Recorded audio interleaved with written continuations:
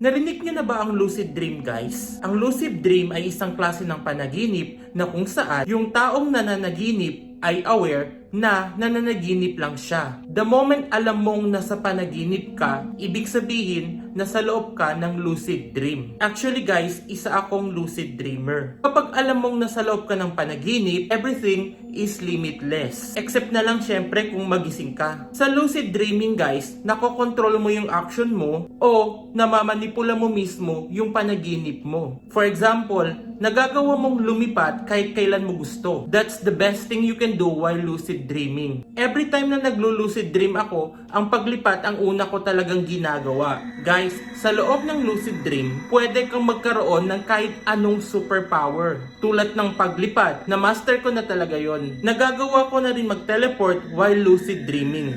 Naalala ko, from Dubai, nakapag-teleport ako sa Zamboanga City. At ito pa guys, twice ko na to nagawa while lucid dreaming. Nakapag-time travel ako back when I was in elementary school. Pero ang problema, na-excite kasi ako, kaya nagigising ako bigla. Kapag na-excite ako o sobrang saya ko sa loob ng lucid dream, nagigising ako agad. Paano ko ba na-achieve ang lucid dreaming? Actually, nung bata pa ako, nangyayari na sa akin to. Naalala ko nung bata pa ako, natatakot ako kasi hindi ako nagigising agad-agad sa loob ng aking lucid dream. Pero nung nakuha ko na yung technique paano magising sa loob ng lucid dream, hindi na ako natakot. Nung college ako, sinearch ko sa Google kung paano maging expert dito. Isa sa mga effective na technique para matutong mag-lucid dream ay reality checking. Kapag gising ako o nasa waking state, lagi kong binibilang ang 10 fingers ko. Kasi guys, kapag nasa loob kayo ng lucid dream, nasa 12 or more ang mga fingers sa kamay mo. So,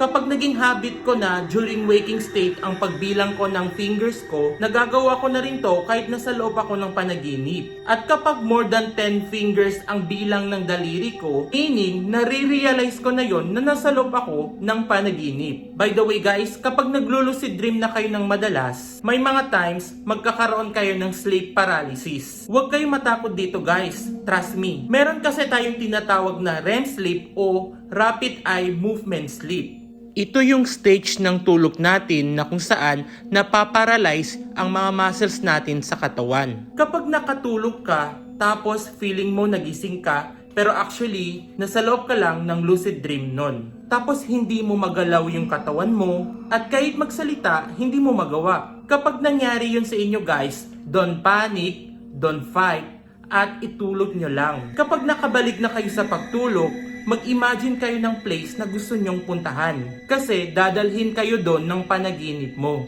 At kapag nandun ka na sa place na yon, pwede mo na gawin ang mga gusto mong gawin. Tulad na lamang ng paglipat. Isa sa mga magandang benefits ng lucid dreaming guys, kung may mga bad dreams o nightmares kayo, pwede nyo yan i-switch into good ones. Pero kailangan na master nyo muna ang lucid dreaming bago nyo ma-achieve yun. Naalala ko, may killer daw na gustong humabol sa akin. Nung na-realize kong nasa loob ako ng panaginip, ako na yung humahabol sa kanya at siya na yung lumalayo sa akin. At ito pa, nung napanaginipan ko si Kayako from The Grudge, since alam kong panaginip lang siya, tinawag ko si Dr. Strange para kalabanin si Kayako.